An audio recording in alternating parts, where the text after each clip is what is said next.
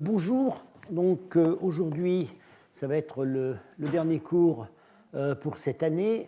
Enfin, il y a le colloque donc sur l'Oustrouchana le 18 mai, salle 2, qui est déjà annoncée sur le site du collège.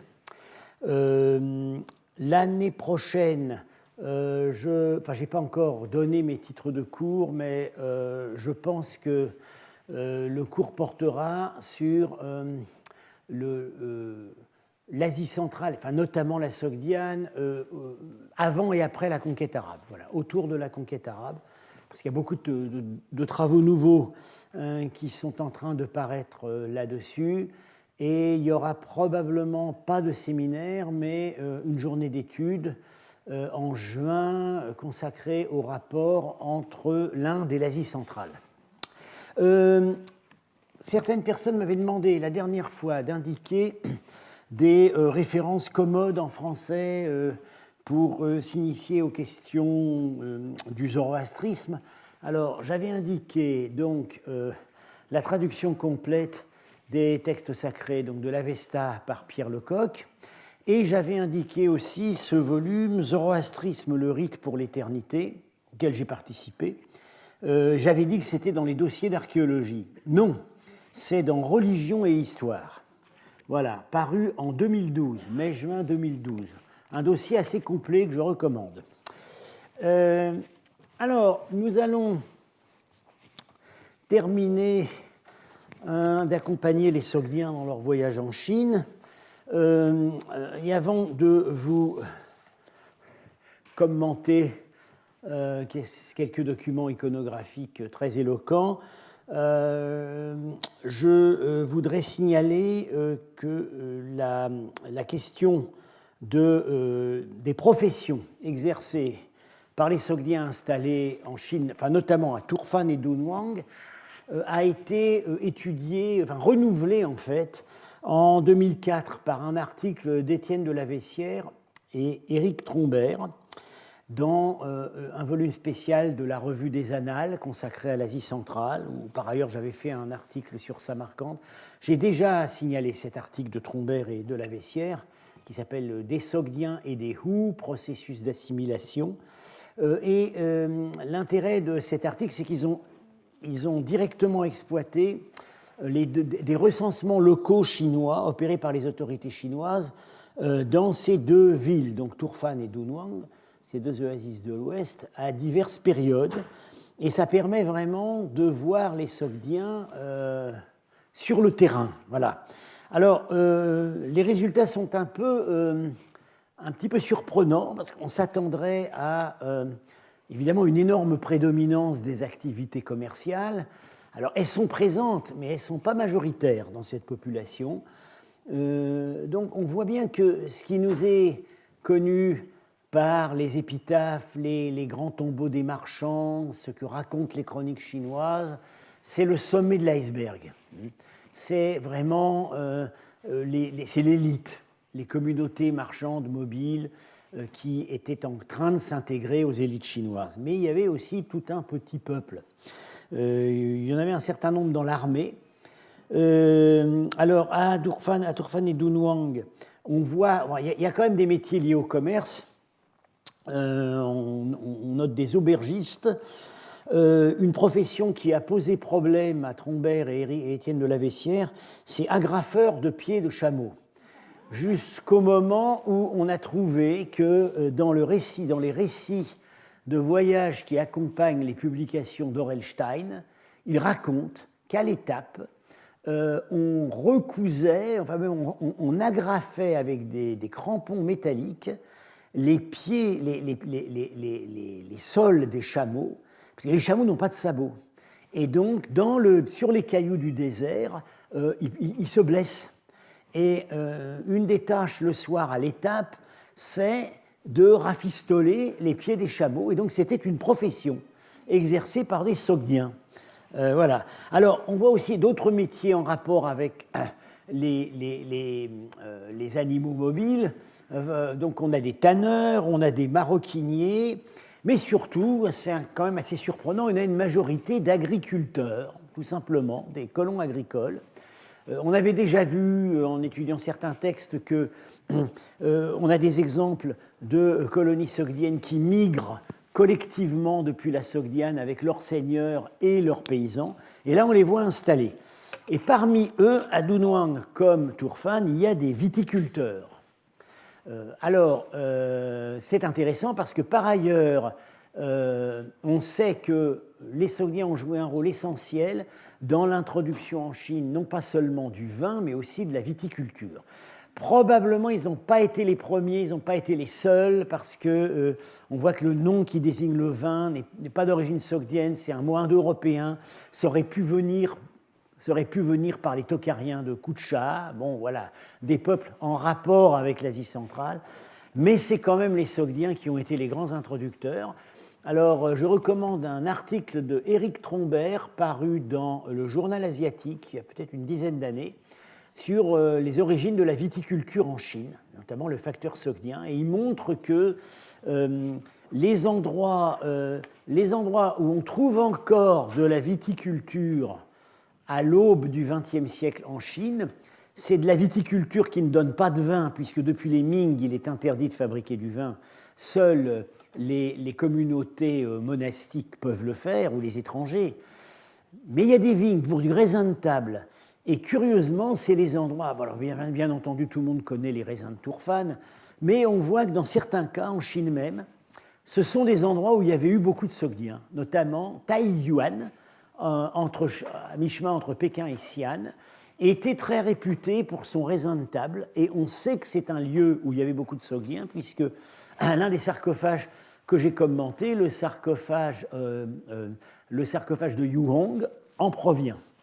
Alors on voit aussi que dans ces deux oasis, là aussi c'est une surprise, il n'y a pas de ghetto sogdien. Ils sont dispersés. Les lopins de terre sont répartis un peu partout. En fait, c'est au gré des assignations par l'administration chinoise. Alors probablement, il y avait dans les cœurs urbains, il devait y avoir un quartier sogdien, mais on les voit aussi dans la campagne. Alors, une autre source sur la diversité professionnelle des Sogdiens en Chine, elle est très connue, c'est même souvent par là que le visiteur de nos musées fait pour la première fois connaissance avec ces populations, ce sont évidemment les terres cuites d'époque Tang que l'on trouve massivement dans des tombeaux, d'ailleurs pas dans des tombeaux sogdiens. On n'a pas d'image de terre cuite de Sogdiens dans les tombeaux sogdiens. Tout simplement parce que ces tombeaux sogdiens datent d'avant l'époque Tang, avant la mode de ces figurines. Ces figurines, on les trouve dans des tombeaux chinois. Mais ce sont des sujets pittoresques, et un sujet qui est vraiment privilégié, c'est les étrangers. Et parmi eux, on a mis un certain temps à s'en rendre compte. Pendant longtemps, on disait des Occidentaux, des Centra-Asiatiques, etc. On se rend compte maintenant que dans leur grande majorité, ce sont des Sogdiens. Alors, évidemment, on voit que le choix, la sélection des métiers qui est montrée par ces figurines n'est pas forcément complètement représentative de la réalité. On a choisi en fonction des effets pittoresques. Voilà, donc il n'y a pas lieu d'en tirer une étude statistique. Alors on voit évidemment le marchand sur son chameau, et vous voyez qu'il amène des outres, donc il amène du vin, il amène des vases de cuivre ou d'argent, article très demandé depuis l'Asie centrale et rapidement imité en Chine, puisque en fait, parfois, on a même du mal à distinguer entre les productions d'Asie centrale et les imitations Tang. Le chameau a une selle est batté avec une selle de bois, vous voyez, parce que ça permet d'accrocher à plusieurs niveaux la marchandise. Dans certains cas, on voit des tapis. Ce qu'on ne voit jamais, c'est la soie.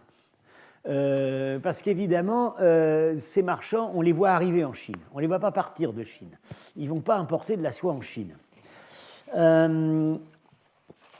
Alors, à côté des marchands qui voyagent en nombreux en caravane sur chameau à deux bosses, alors voilà, oui, un autre exemple. Alors, c'est pour montrer que parfois, l'artiste, si on peut éventuellement baisser un peu la lumière, hein, on voit que parfois l'artiste s'intéresse moins aux marchandises qu'aux traits caractériels du marchand. Alors, en voilà un ici, n'est-ce pas, qui nous toise du haut de son arrogance et de ses sacs de sous. Hein. Et alors, on a aussi on a le colporteur individuel. Parce qu'il y avait tout un petit peuple de... Il ne faut pas imaginer tout ce monde-là voyageant dans des grandes caravanes gardées. Dans beaucoup de cas, c'est du commerce à petits rayons du marchand de Camelot qui va aller d'une oasis à l'autre ou à l'intérieur de la même oasis. Alors, son bonnet l'identifie comme un Sogdien. Et alors, l'archéologie montre que, effectivement, ce cas de figure était assez répandu, parce que malheureusement, ces colporteurs qui voyageaient solitaires, ils couraient des gros risques. Alors, on en a retrouvé quelques-uns, soit qui avaient été assassinés, soit qui ont été retrouvés, qui étaient morts en route, qu'on a retrouvé momifiés avec leur chargement.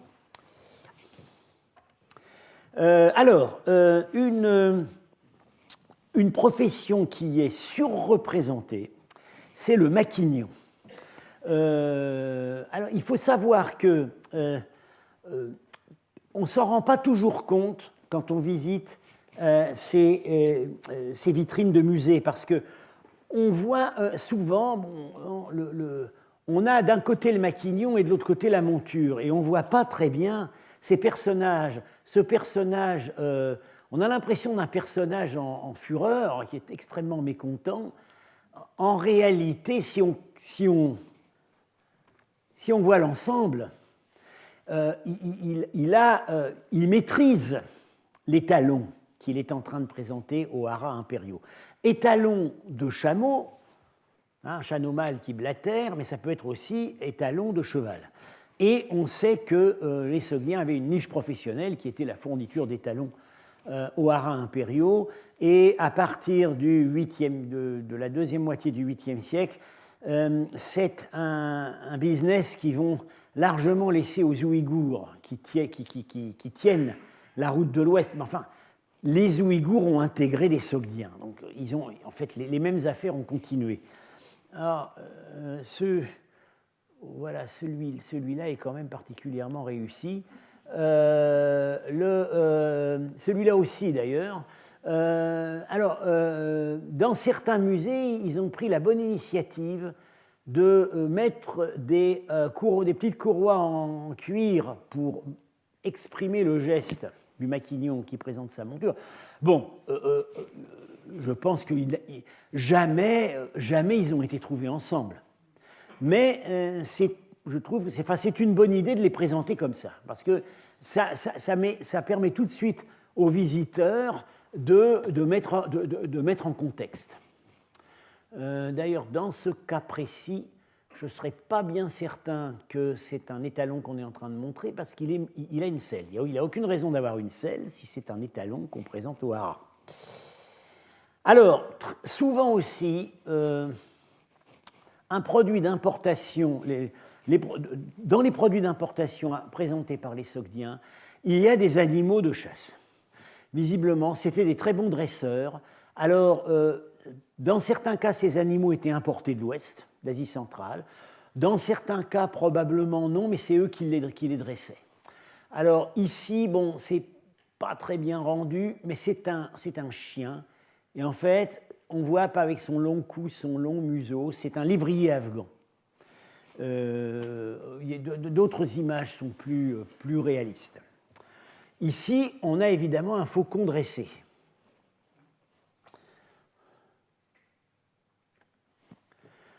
Ici, en selle, alors c'est une image qu'on retrouve très souvent, c'est un guépard. Alors, pendant longtemps, on s'est dit, ouais, les guépards, alors est-ce qu'ils réimportaient des guépards depuis l'Afrique, hein? Et puis, on s'est rendu compte qu'en fait, le guépard a existé en Asie centrale jusqu'au début du XXe siècle. Il y avait une race particulière à l'Asie centrale. Alors, aujourd'hui, il subsiste quelques individus dans une réserve naturelle en Iran, au Khorasan. C'est une race de guépard qui est plus petite que la race africaine. mais qui se domestiquent aussi. Et ils existaient encore le long de dans les forêts-galeries, le long de la Moudaria, jusque, je crois, au début du XXe siècle. Dans certains cas, on pense que c'est peut-être pas des guépards, et en fait, je ne le pense pas non plus. Vous voyez, cet animal ressemble en fait pas à un guépard. Le guépard, il a une robe bien, il a des taches. Lui, il n'en a pas. Il a les oreilles plus droites. Il ressemble à un gros chat. Et très probablement, c'est ce qu'on appelle un caracal. Alors, le caracal, c'est une race de lynx qui se domestique pour la chasse. C'est ce qu'on appelle aussi le lynx iranien. Je crois qu'il existe aussi en Arabie. Le voilà au naturel. Je pense en fait même que sur certaines peintures de notre Moyen-Âge occidental, de la Renaissance, on voit des processions de chasseurs, certains animaux qu'on identifie comme des guépards sont en réalité des caracals. Alors, d'où venaient-ils? Ces guépards, donc évidemment, ils venaient d'Asie centrale où c'était des élevages avec des animaux qu'on avait importés d'Asie centrale. Le caracal devait en venir aussi. Alors, autre profession très représentée, c'est la musique. Alors voilà une joueuse de cymbales. Et vous voyez là un magnifique chapeau qui est en fait un pan empaillé. Et alors là, ça nous amène dans le monde interlope des bars du quartier est de la capitale Xi'an, décrit par la littérature, par les poètes d'époque Tang, où les musiciennes, les musiciennes, danseuses et un peu autre chose aussi, étaient des Sogdiennes. C'est, comme je l'avais dit, enfin, c'est une découverte qu'on doit à Pénélope Ribou, parce qu'elle a trouvé un texte qui éclaire la chose. C'est probablement la raison pour laquelle, dans les sarcophages des marchands sogdiens, les épouses sont habillées à la chinoise. C'est pour se différencier des filles de bar qui, elles, étaient encore habillées à la sogdienne. Alors, on a aussi dans ces figurines des gens qui ne sont, semble-t-il, pas des Sogdiens. Ce sont on dit les acrobates. Alors, on n'arrive pas toujours bien à distinguer entre acrobates, danseurs, contorsionnistes, jongleurs, mais ce sont des types physiques différents. Ce sont les seules professions pour lesquelles on voit vraiment qu'ils viennent d'ailleurs. Alors, on pense des gens de l'Inde du Sud ou de l'Asie du Sud-Est. On a même pensé, dans certains cas, des Occidentaux, puisque des Syriens, par exemple, puisque les textes chinois nous parlent parfois d'ambassades qui viennent avec des acrobates qui viennent du Foulin, c'est-à-dire la partie orientale de l'Empire romain. Alors ici, nous revenons dans un répertoire que nous avons déjà rencontré sur les sarcophages sogdiens, ce sont les nains. Alors lui, il est habillé à la sogdienne. Ce n'est pas forcément un sogdien, mais il est habillé à la sogdienne. Alors, les nains sont très souvent représentés, en contexte sogdien, pas dans la peinture sogdienne, à ma connaissance, mais en Chine, oui, sur plusieurs sarcophages. Ils faisaient vraiment partie de l'entourage aristocratique. Comme amuseurs, voilà, on a dit pour les nains du Moyen-Âge des petits humains de compagnie. Voilà. Il faisait l'objet de. Il semblerait que. Des nains, il en est partout. C'est une proportion qu'on trouve égale dans toutes les populations du monde. Sous les deux variétés, le 1 lilliputien qui est normalement proportionné et le 1 le plus fréquent, je ne sais plus le terme technique, mais qui est difforme. Les Sogdiens, semble-t-il, avaient un certain talent pour, disons, entraîner professionnellement et rendre vendables les nains qui naissaient chez eux. Étaient-ils des esclaves? Ne l'étaient-ils pas? Alors on sait, par les textes, aussi par les textes d'époque Tang, que les Chinois s'imaginaient qu'il y avait des îles où naissaient d'où provenaient les nains. Ça devait être des histoires qu'on racontait. Je crois que c'est Marco Polo qui nous parle à propos de Sumatra, que les habitants de l'île, avec beaucoup d'astuces, épient les races des macaques pour les faire passer pour des petits humains et les vendre comme nains. Bon.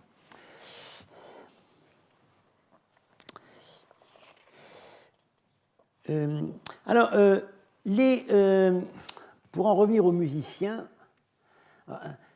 c'est un cas typique où le label sogdien a peut-être attiré plus qu'il ne doit. Je m'explique. Il y avait une corporation connue en Chine de musiciens ambulants qui portaient tous le même nom de famille, Tsao. Et on disait c'était des sogdiens, parce que Tsao, c'est le nom de 3 des principautés sogdiennes. En fait, il semblerait que non, qu'au départ, ce n'est pas des sogdiens, c'est une famille de Kucha, donc ce n'est pas des sogdiens, qui avait le nom de famille Tsao. Mais on a joué là-dessus pour faire croire que c'était des sogdiens. Parce que voilà, le sogdien, ça se vendait bien. Et donc, voilà. Alors, ce type physique que j'ai souvent eu l'occasion de montrer, qui est assez extrêmement éloigné en fait de la manière dont les sogdiens se représentent eux-mêmes. Sur les peintures sogdiennes, ils ont des traits assez réguliers, des visages assez bien charpentés, osseux, des traits fins, et ils se représentent. Enfin, de temps en temps, on voit des personnages qui ressemblent un peu à ça dans la peinture sogdienne, mais rarement. Alors, ce stéréotype, évidemment, exagère tout ce qui n'apparaît pas chinois. Hein. Ils ont des grands nez, contrairement aux Chinois, ils ont les yeux à la fois enfoncés et globuleux, ils ont les mâchoires saillantes, ils ont une forte pilosité. Ce qui est amusant, c'est que quand plus tard, les peintres chinois et japonais vont avoir à nouveau l'occasion de représenter des Occidentaux, ils vont reprendre le même type. Par exemple, j'ai pas eu le temps de reproduire la photographie, mais sur les paravents japonais qui montrent l'arrivée des premiers navires portugais et portugais et hollandais, on voit que ces portugais et ces hollandais peints par les japonais sont encore des sogdiens. On a été chercher dans le répertoire du barbare occidental. Alors, j'en viens maintenant à un domaine professionnel où les sogdiens ont vraiment excellé, où ils ont fait de très bonnes affaires. Il s'agit du commerce des femmes. J'ai même écrit une fois que les sogdiens avaient probablement été les plus grands proxénètes de la route de la soie pendant des siècles. Et de ça, on a des indices. Alors, comme entrer en matière, toujours dans le répertoire des terres cuites. Voilà. Excusez-moi, c'est un peu... Ah, voilà. C'est plus probablement une jeune fille qu'un jeune homme, assoupi sur un chameau. Moi, j'y vois, avec les manches longues qui caractérisent le costume des femmes, notamment, j'y vois volontiers. Elle a le crâne, on lui a rasé le crâne, mais elle a gardé des grandes boucles.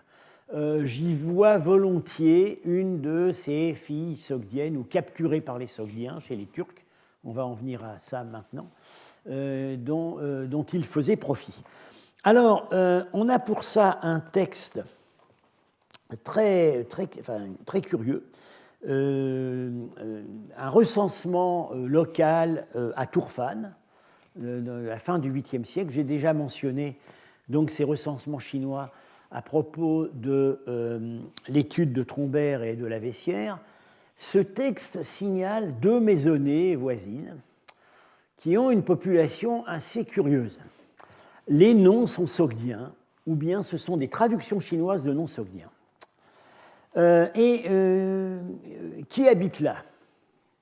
Un musicien, 9 serviteurs libres et 68 esclaves des deux sexes, dont la plupart ont moins de 15 ans. Qu'est-ce que c'est que cette famille? Bon. C'est évidemment une école, c'est une école de geisha. Voilà, c'est une école destinée à augmenter la valeur marchande des esclaves en leur donnant une formation qui va permettre une formation à la musique. Alors on voit, oui, il y a un musicien, il y a probablement des maîtres de danse parmi les 9 serviteurs libres. On leur apprend peut-être la cuisine, je ne sais pas. Bon, la plupart ont moins de 15 ans. Donc ce sont des esclaves qui ont été capturés et qu'on forme pour les vendre à une clientèle distinguée. Alors, on a un document tout à fait remarquable auquel je viens maintenant, qui est le seul contrat de vente d'un esclave qu'on possède en sogdien. C'est le contrat de vente d'une jeune fille esclave. Et vous verrez que ça a son importance. Il a été trouvé à Turfan, il date de 639, publié il y a une quinzaine d'années par Yutaka Yoshida, qui est revenu plusieurs fois sur ce texte, qui ne pose pas en fait des petits problèmes dans le détail, mais pas de problème général. Contrat trouvé comme on a trouvé tous les textes sogdiens. Une partie des textes sogdiens qu'on a trouvés à Turfan ont été trouvés en contexte religieux dans la ruine du monastère manichéen ou dans des ruines chrétiennes ou bouddhiques, mais en l'occurrence, il s'agit de ces contrats ont été trouvés dans des tombes qui sont d'ailleurs des tombes chinoises, et je vous avais expliqué pourquoi est-ce qu'on les trouve. C'est que on met dans les tombes, on habillait le mort, on habillait le mort avec du papier récupéré. Voilà. Et pour ça, on recyclait donc des vieux papiers qui étaient partis au rebut, et c'est comme ça qu'on a trouvé des archives. Alors, je vous lis tout de suite ce texte dans la traduction que j'ai refaite d'après la dernière traduction de Yoshida. Je commenterai après, mais déjà, ça parle pour soi-même. L'ancêtre de Yanchu, seigneur de Turfan, qui est appelé Chinanshkran, la ville des Chinois, le grand Iltébir, un titre je vous expliquerai après, le 5e mois chinois qui en sogdien est appelé mois Rshum Safich, l'année du porc, le 27e jour. Au marché de Turfan, en présence du peuple, le moine Yan Xiang, en fait c'est un nom chinois, Yan Xiang, fils d'Uta de la famille Chang, a acheté à Ukhushuvirt, fils de Tozak de Samarcande, alors là c'est des bons noms sogdiens, une fille esclave de la famille Chuyak, née au Turkestan, nommée Opach, pour 120 drachmes très purs de frappe perse. Le moine Yanxian a acheté la fille esclave Opach comme une esclave complètement achetée, sans dette, sans avoir, sans poursuite, sans contestation, pour toujours, en propriété pour ses fils, ses petits-fils, sa famille, sa descendance. C'est un moine. Qu'en conséquence, tant le moine Yanxian lui-même que ses fils, ses petits-fils, sa famille, sa descendance, à leur volonté la battent, la violent. On a traduit la batte, non, c'est la viole. C'est probablement, je dois vérifier, c'est probablement le même mot que l'anglais rape. Voilà, c'est exactement ce que veut dire ce mot. L'attachent, la vendent, la mettent en gage, la donnent, la redonnent et lui fassent tout ce qu'il leur plaira de faire. Au même titre qu'une fille esclave héritée du père ou du grand-père, ou née dans le clan, ou née à côté, ou née à la maison, cette esclave achetée moyennant espèce est propriété permanente. Et que, vis-à-vis de cette fille esclave nommée Opach, Ukhushuvirt, donc le vendeur, soit dégagé de toute ancienne obligation ou droit de coercition. Ce contrat de fille esclave est présentable avec effet, et il a autorité et validité pour le peuple tout entier, et aussi pour le seigneur et ses ministres. quiconque produira et détiendra ce contrat d'esclave pourra recevoir et prendre cette fille esclave nommée Opatch et pourra la détenir en tant que fille esclave selon les conditions écrites dans ce contrat de fille esclave. Étaient présents, donc c'est les témoins, Tishrat, fils de Tchoujak, de Maïmourg, Namdar, fils de Khoutawitch, de Samarcande, Pesak, fils de Karz, de Nochkans, c'est-à-dire le nom ancien de Boukhara, Nizat, fils de Nanai Kouch, de Kouchania. Ce contrat de fille esclave a été écrit par Urwan, fils de Pator, sous l'autorité de Pator, scribe en chef, par ordre d'Ukhushuvirt et avec le consentement d'Opatch. Signé Pator, scribe en chef de Turfan. Voilà, alors. Est-ce le syndrome de Stockholm? Bon, il faut, ce texte va quand même faire l'objet d'un certain nombre de commentaires. Alors, quand on lit ça, on se dit « Ah, nos gentils Sogdiens, nos gentils Sogdiens. » Voilà, c'est ça qu'ils faisaient. Bon, il faut aller un peu dans les détails. La date. L'ancêtre de Yanchu, seigneur de Turfan, ça, donc c'est un personnage qui porte un nom chinois, mais qui appartient, qui est donc l'ultime représentant de la dynastie locale sinisée qui régnait à Turfan avant la conquête Tang. Et en fait, ce contrat est de 639 et les Tang conquièrent la ville en 640. Donc c'est juste avant la conquête de la ville. Alors, il porte le titre de vous voyez que Turfan est appelé Chinanjkan, la ville des Chinois, depuis assez longtemps. Il y a une population chinoise à Turfan depuis, je dirais, déjà à l'époque des Han. Et donc, c'est le nom, c'est pas le nom local, mais c'est le nom que les Sogdiens donnent à Turfan. Parce que, sur leur chemin vers la Chine, c'est la première ville où ils rencontraient en masse des Chinois. Alors, il est grand Iltébir. Iltébir est un titre turc. C'est le titre que les empires turcs donnaient aux souverains locaux, souvent non turcs, qui étaient subordonnés. Alors, bon, ici, on est dans une zone tampon, puisque c'est quand même l'influence chinoise qui prédomine, et l'année suivante, c'est les Chinois qui seront là. Mais il y a toujours un lien, le souvenir d'une ancienne subordination à l'empire des Turcs orientaux. C'est ce qu'exprime le titre Iltébir. Alors vous voyez, la datation est donnée à la fois en mois chinois et en mois sogdien. Il n'y a pas d'année de règne sogdienne, il y a l'année de règne chinoise. Donc évidemment, c'est pour que le document ait valeur juridique dans les deux communautés. Alors, la fille s'appelle donc Opatch. Ah oui, non, l'acheteur, le moine Yan Xian. C'est un Chinois, connu par ailleurs. Il faisait du business à Turfan, il est connu par d'autres documents. Comment un moine bouddhique peut-il acheter une fille esclave visiblement c'est suffisamment clair, visiblement à titre de concubine, et en même temps avoir une descendance. Alors, là, il faut savoir qu'il y a deux moyens d'expliquer cette anomalie. Il existait des ordinations fictives. Il y a un certain nombre de gens qui s'achetaient des ordinations bouddhiques pour payer moins d'impôts, ou ne pas en payer du tout. L'âme humaine est immuable. Mais c'est plutôt un phénomène qui est attesté plus tard, sous les Tang au 8e siècle. Ça pourrait déjà être le cas.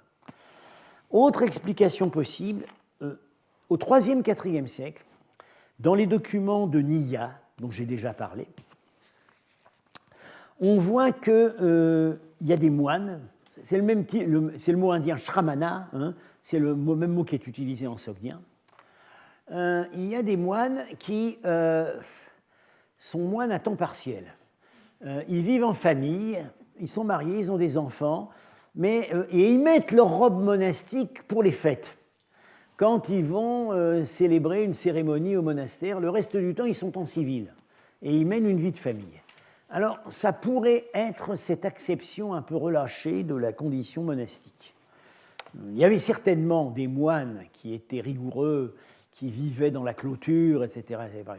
Les moines ne vivent pas dans la clôture, puisqu'ils en sortent théoriquement pour aller mendier et prêcher. Mais il devait y avoir plusieurs situations contrastées. Alors, la fille s'appelle Opatch, ou Opacha, on peut lire des deux façons. Son nom, on a cherché du côté des noms sogdiens, on ne trouve pas d'explication. Alors, moi, il se trouve que je pourrais en proposer une, mais en turc. C'est-à-dire, on sait très bien que dans les langues turques, Opa, ça veut dire, ça désigne la sœur aînée, et par extension, c'est un terme de respect pour une femme plus âgée. Et il se trouve qu'en ouzbek moderne, le terme peut se retourner, on a Opacha, qui est un terme affectueux pour une jeune fille. Je traduirais tantine. En fait, c'est un peu, on a ça dans nos langues aussi, d'une petite fille, on va parler d'une petite fille en disant la petite mère. On prend les termes de respect de la génération précédente, on les retourne, et ce sont des termes qu'on peut appliquer à des gens jeunes. Et donc, voilà, ce sont des collègues ouzbeks, en fait, à qui j'ai soumis la question, qui m'ont dit chez nous, il n'y a aucun problème, Opacha, ça veut dire, c'est tantine, c'est une petite fille, une jeune fille. Donc, il se pourrait qu'elle ait un diminutif turc. Ceci dit, elle a quand même, semble-t-il, une famille, Chouyak. On n'arrive pas à. Une esclave qui a une famille, ça paraît un peu curieux. Un clan, alors est-ce que c'est la tribu où elle a été capturée? On n'a pas réussi à identifier.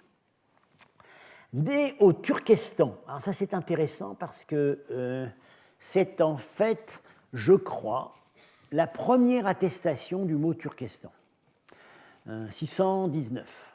Alors, qu'est-ce que peut désigner Turkestan? En principe, la zone politiquement soumise aux Turcs. Donc, à l'empire, à l'un des empires turcs, turcs orientaux, turcs occidentaux, du point de vue sogdien, ça devait désigner la steppe au-delà du Sirdaria, qui était, théoriquement, les principautés sogdiennes, à cette époque encore, font partie de l'empire turc occidental, mais c'est théorique. Le domaine proprement dit des Turcs, il commence quand on a franchi le Sirdaria, et le centre principal, c'est donc autour de la zone, disons, Kirghizistan, nord du Xinjiang actuel. La zone qui pourrait aller de Bishkek, Almaty ou Urumqi. C'est vraiment le centre de... Elle a été acquise là, acquise sur des marchés d'esclaves, par un marchand de Samarcande, le vendeur, Urkhushuvirt, qui lui a un bon nom sogdien. Urkhushu, c'est une vocalisation de Warshu, c'est-à-dire l'Oxus. C'est le dieu de l'Oxus. C'est apporté par l'Oxus. Un nom très répandu en sogdiane. Ça pose un petit problème, c'est que l'Amou-Daria n'est pas limitrophe de la sogdiane. Mais il l'était dans l'Antiquité, et on sait aussi que, comme appellation divine, le terme n'était pas forcément limité à la rivière de l'Amou-Daria. Ça a pu finir par désigner les rivières en général. Bon. Il a acheté cet esclave, non, il la vend pour 120 drachmes très purs de frappe perse. Alors, très intéressant, on arrive à un moment où le système monétaire bascule.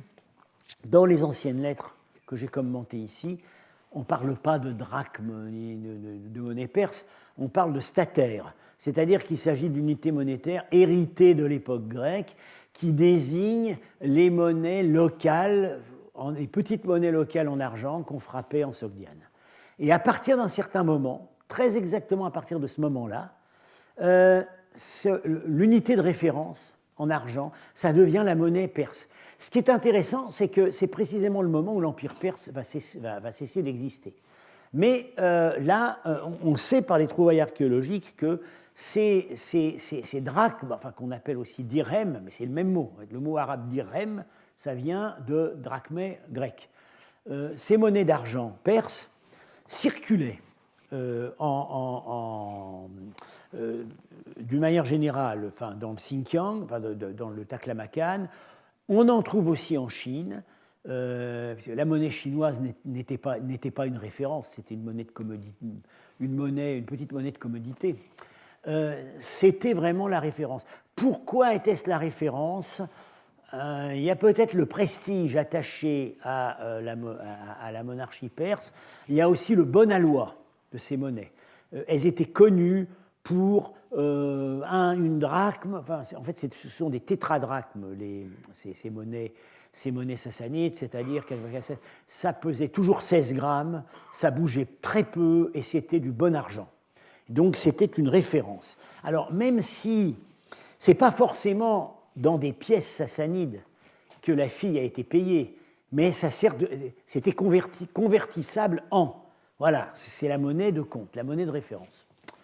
Alors, les conditions, n'est-ce pas, dans lesquelles cette fille entre en service. Après, quand on lit ça, ça paraît quand même terrifiant. Alors je dirais, faut quand même trouver, je cherche toujours à trouver des excuses aux Sogdiens.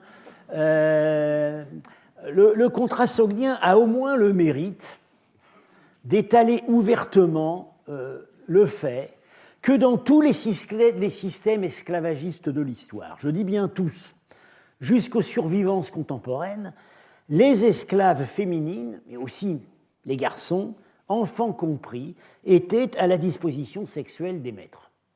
Si vous étudiez tous les systèmes esclavagistes ayant existé sur la planète, les Grecs, les Romains, le Moyen-Âge arabe, il n'y a qu'à lire les Mille et une nuits, les plantations, nos ancêtres planteurs dans les îles,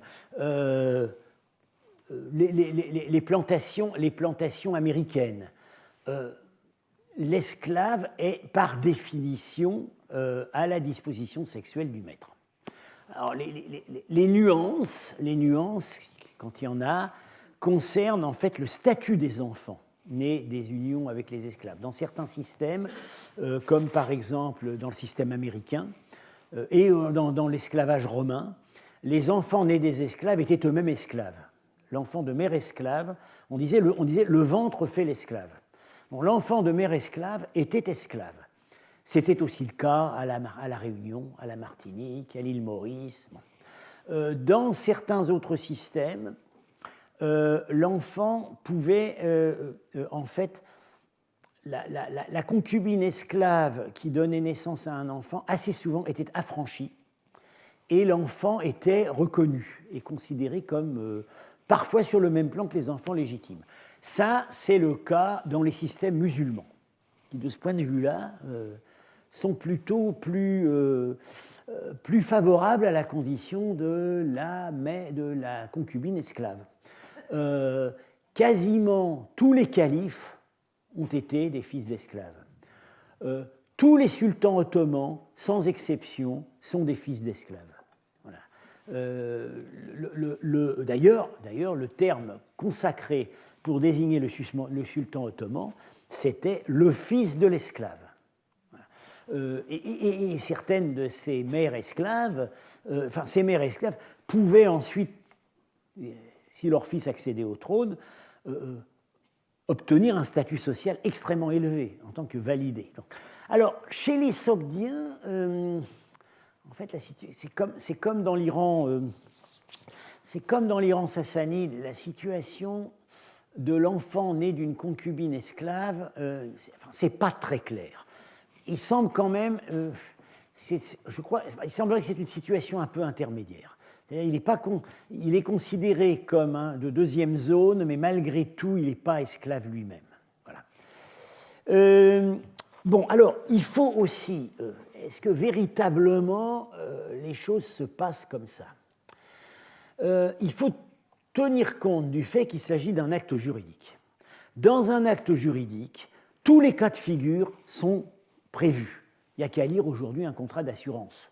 Les situations les plus invraisemblables sont malgré tout prévues, au cas où ça pourrait, pour que la garantie soit totale.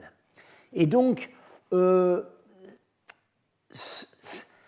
texte n'est pas du tout nécessairement le programme de travail de cette fille. Voilà. Bon, très vraisemblablement, on ne va pas se faire d'illusions, il ne l'a pas acheté pour faire le ménage et la cuisine. Mais, est-ce que véritablement elle est destinée à l'usage commun de la famille, etc. À la limite, ce moine pourrait avoir été un vrai moine qui n'était pas marié. Ça peut être tout simplement la routine des scribes qui fait que quand quelqu'un achète un bien, on va parler de ses enfants, de ses descendants, de sa famille, etc. Ça ne veut pas forcément dire qu'il en a. Bien. Alors, on peut quelques mots sur les témoins. Alors, c'est assez intéressant. C'est tous des Sogdiens. Il n'y a pas un seul témoin chinois. Ils ont des bons noms Sogdiens. Tish, c'est le dieu Tishtriya, le dieu de la pluie. Nana, on reconnaît la déesse Nana. Voilà, c'est vraiment des noms Sogdiens bien attestés. Et vous remarquez, on indique toujours leur lieu d'origine. Et c'est jamais le même. Il y a Maïmourg, principauté au sud-est de Samarcande, dont faisait peut-être partie Penjikent. Il y a Samarcande, d'où vient aussi le vendeur.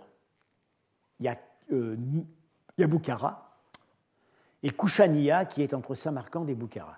C'est-à-dire que sur les 9 noms dont j'ai parlé, les 9 noms que portaient les Sogdiens de Chine et qui faisaient référence à leurs origines, il y en a 4 qui sont représentés.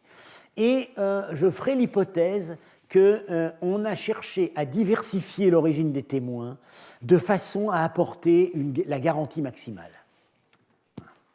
Le contrat est écrit visiblement par un personnage qui est le fils du scribe en chef de la ville. Alors, le scribe en chef, qui doit être donc une fonction officielle,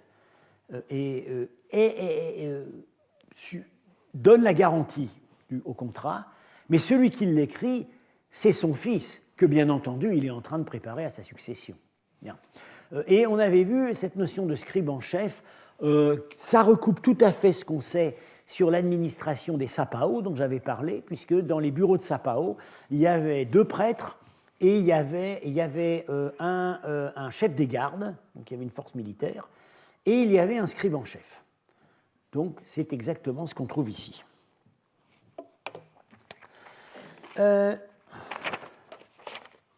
Alors, on peut conclure que tout ce cycle sur les Sogdiens en Chine, bien entendu, je ne me cache pas le fait que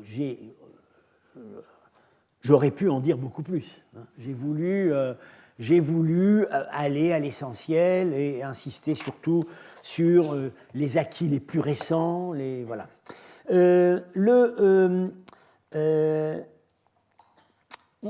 Avec les tombeaux, les grands tombeaux sogdiens, on était arrivé jusqu'au début de la prise du pouvoir par les Tang, et c'est aussi l'époque que nous révèle ce contrat.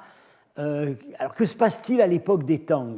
Alors curieusement, les Sogdiens sont moins visibles, parce qu'ils sont visibles dans l'iconographie par ces petites figures, mais par exemple, on n'a plus les sapao, les grands marchands sogdiens intégrés à l'administration.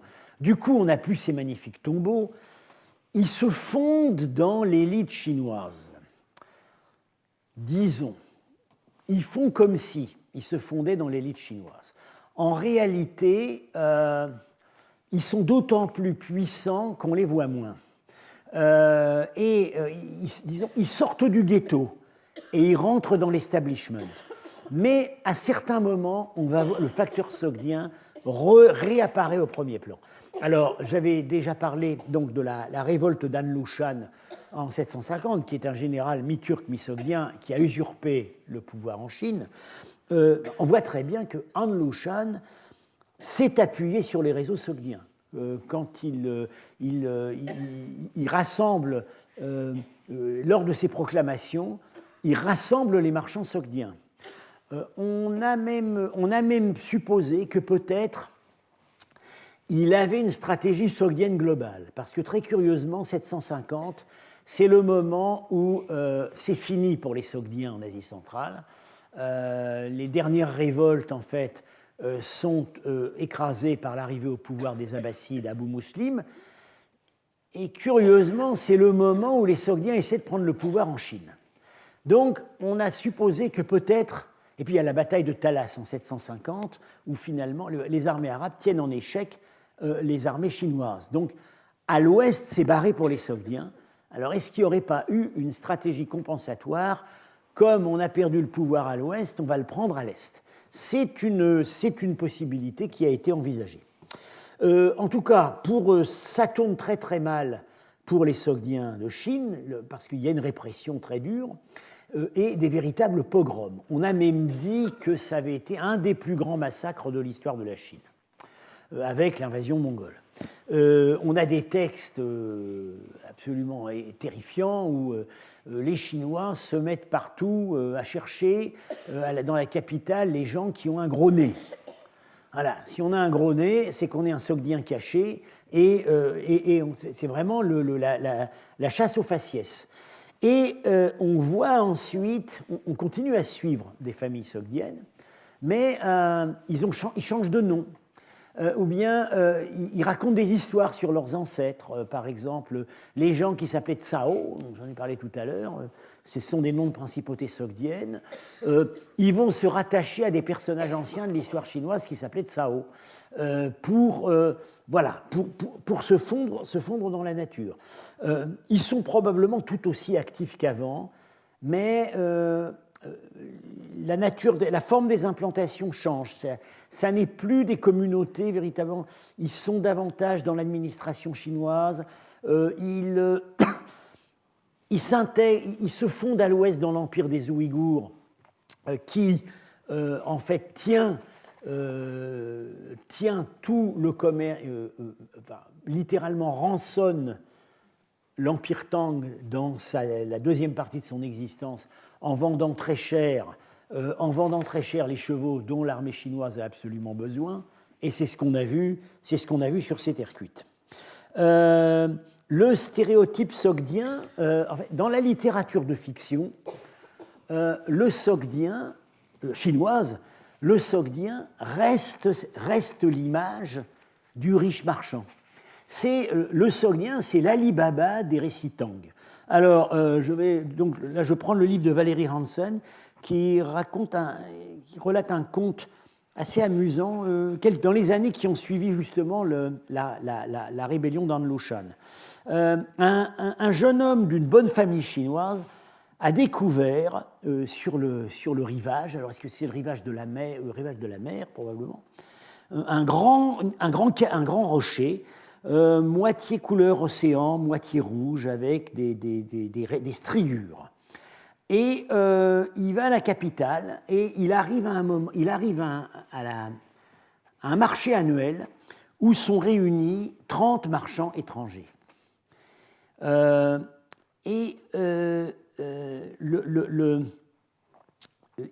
est dit dans le conte, le plus riche, celui qui a le plus de marchandises à vendre, est assis à la place d'honneur avec un chapeau. Et le chapeau, tout de suite on pense, ce qu'on a vu sur toutes ces images, le chapeau du sapao, l'espèce de bonnet blanc en coton qui caractérise le chef caravanier et le chef communautaire sogdien. Ce récit est codé, ça veut dire ce sont des Sogdiens.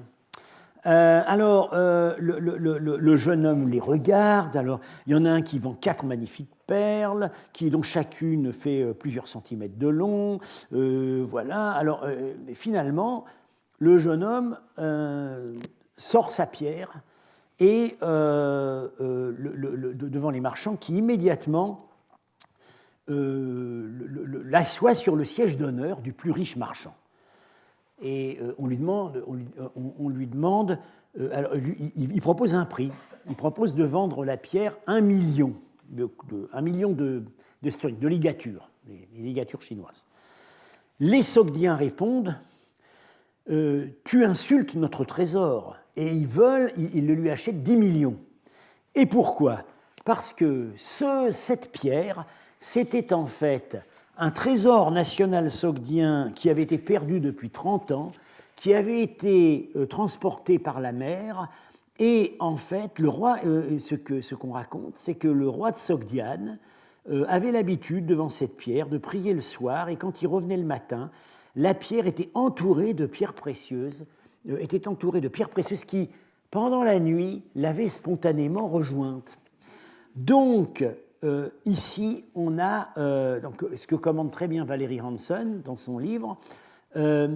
C'est tout à fait, il y a des choses très réelles là-dedans. C'est extrêmement plausible que dans la deuxième moitié du 8e siècle, malgré la répression des Sogdiens, on pouvait encore, dans la capitale, se trouver dans un marché avec 30 riches marchands sogdiens avec qui on faisait du business. Et par ailleurs, les Sogdiens étaient l'une des niches commerciales des Sogdiens, qu'on ne voit évidemment pas sur les figurines de terre cuite, c'est le commerce des pierres précieuses. Alors, on voit même des stratégies personnelles intéressantes de commerçants sogdiens reconvertis comme missionnaires. C'est Amoga Vajra, l'un des introducteurs du tantrisme en Chine. Il est né à Ceylan d'un père hindou et d'une mère sogdienne, de Samarcande. Et il était destiné à la carrière commerciale. Et puis, il est pris dans un naufrage en allant en Chine, il prie le Bouddha, il est sauvé, et du coup, il décide de devenir moine bouddhique. Et qu'est-ce qu'il a fait toute sa vie? Il a fait des manipulations magiques sur les pierres précieuses. C'est-à-dire que tout simplement, il a changé de costume, il a continué à vivre du commerce des pierres précieuses, comme ses ancêtres, mais au lieu de les vendre tout simplement comme un marchand, il a vendu les incantations qui allaient avec. Et il a comme ça conservé le rang social auquel sa famille l'avait destiné. Alors, il y a une donnée qui nous échappe, malheureusement, complètement, il faut espérer qu'elle ne nous échappera pas toujours. Ce sont les retours au pays. Pendant toute cette année, donc, vous avez vu beaucoup de Sogdiens qui partaient d'ouest en est, en vagues successives. Il semblerait qu'en plus, il y a un renforcement en fait, de l'immigration au milieu du 7e siècle, des nouvelles vagues qui arrivent après la conquête arabe de la Sogdiane. On voit bien ça sur le terrain avec les recensements de Dunhuang et de Turfan. On les voit d'ouest en est. Mais qu'est-ce qui se passe d'est en ouest? Tout ce qu'on a vu, c'est l'ancienne lettre 2 où on écrit, le marchand écrit à ses cousins qui tiennent le business à Samarcande. Donc il y a des relations postales. Mais on n'entend jamais parler de retour au pays. Alors, des retours au pays, il y a dû y en avoir, évidemment. Il n'y a pas d'exemple de diaspora marchande qui n'ait pas conservé, où il n'y ait pas, disons, des fins de carrière qui se passent plutôt au pays. Alors, des fins de carrière de marchands sogdiens, on en a vu sur ces sarcophages de Sapao, ce sont des fins de carrière comme dignitaires chinois. Il y a certainement eu des fins de carrière comme riches marchands sogdiens revenus chez lui. On ne les voit pas dans les textes. Elles ont certainement existé, mais pour le moment, on ne les voit pas. Alors, qu'est-ce qui a été hérité de tout ça dans l'art de la Sogdiane en Sogdiane? Eh bien, curieusement, il y a très peu de choses vues. On a des scènes exotiques, on a des évocations de la Chine, on voit dans la grande peinture des ambassadeurs, on voit des scènes de cour en Chine, on voit une peinture de Penji Kent avec des musiciennes chinoises, on voit des images de l'Inde qui sont en fait généralement associées à des récits bouddhiques, mais ça n'est jamais fondé sur des impressions vivantes. ce sont des stéréotypes où on voit des modèles qui ont été copiés. On voit que quand il y a des scènes chinoises dans la peinture sogdienne, c'est probablement inspiré de rouleaux de peinture sur des rouleaux de soie chinois. Ce n'est pas les souvenirs des gens qui sont revenus de Chine. Il y a là quelque chose. Il y a certes des récits, il y en a évidemment eu, mais des carnets de croquis, des artistes sogdiens qui auraient ramené des idées en revenant de Chine, on ne le voit pas du tout. Contrairement à, encore une fois, le phénomène inverse, où l'art Tang est très influencé par les arts de l'Asie centrale. Alors, on peut dire que ce n'est pas spécifique à l'aventure sogdienne. Si on prend, par exemple, le livre de Marco Polo, voilà, le plus lu des récits de voyage du Moyen-Âge, à part la compilation de l'usurpateur Mandeville, qui a quand même eu le mérite d'expliquer que si on partait vers l'ouest, on trouverait un continent. Il avait quand même compris ça. Bon, alors, dans les manuscrits de Marco Polo, il y a des centaines de manuscrits de Marco Polo. Il y en a, les manuscrits français produits pour l'entourage des rois de France ont des miniatures magnifiques. Ça n'a rien à voir avec ce qu'il a vu, ni avec ce qu'il a raconté. C'est extrêmement fantaisiste, ça a un rapport très lointain avec le texte. Quand on voit Pékin ou les palais de Kubilai Khan, les châteaux, c'est de la transposition de villes et de palais de notre Moyen-Âge à nous. Quand Marco Polo écrit il n'y a pas de licorne, les licornes en fait c'est un mythe, en réalité la licorne c'est un vilain animal tout noir qui sent très mauvais, évidemment il parle du rhinocéros. Dans le manuscrit on va représenter une licorne, comme on a. Donc on a le même, on voit que ce répertoire en fait est stéréotypé, il s'inspire du répertoire romain, de l'exotisme romain, des monstres légués par la tradition classique, pas du tout du récit lui-même. Si Marco a dessiné quelque chose en revenant de ses voyages, oui, on sait qu'il a dessiné une chose une fois, il a dessiné la Croix du Sud, qu'il n'avait jamais vue, puisqu'il n'a pas franchi l'équateur. Mais il avait rencontré des marchands qui avaient vu la Croix du Sud. Et ce n'est pas dans son livre, mais on sait que par ailleurs, il a été consulté par un géographe, un dominicain, et pour lui, il a dessiné la Croix du Sud. Donc Marco a dessiné quelque chose. Mais il n'a jamais, il n'était peut-être pas doué pour le dessin, en tout cas, rien de ce qu'il a vu n'a laissé une trace graphique. Voilà. Eh bien, on peut dire, évidemment, c'est l'histoire qui est arrivée aussi, avec cette merveilleuse aventure des Sogdiens en Chine. Oui, des traces graphiques, il y en a. C'est cet art sogdien transplanté dans les tombeaux chinois, mais il n'y a absolument pas eu l'inverse. Voilà. Je terminerai avec celui que j'appelle le dernier Sogdien de Chine, ce qui montre que ces réseaux, ces habitudes, même quand les textes n'en parlent pas, ça continuait. C'est toujours dans Marco Polo. Il raconte, parce qu'il était très bien informé là-dessus, il raconte l'exécution du ministre des Finances de Kubilai Khan, qui s'appelait Ahmad Fenaketi.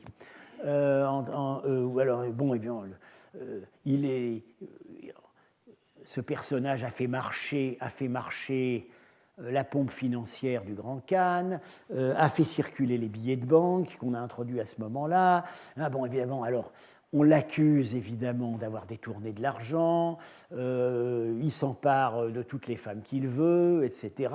Il se fait haïr, et on profite de l'absence de Kubilai Khan pour l'assassiner, et finalement, Kubilai veut d'abord châtier les assassins, puis il découvre que le personnage était un escroc, du du coup, il le fait déterrer et le livrer aux chiens, et ses fils sont écorchés vifs. Il le remplace par un autre qui sera exécuté quelques années après, puis encore par un autre qui sera exécuté quelques années après.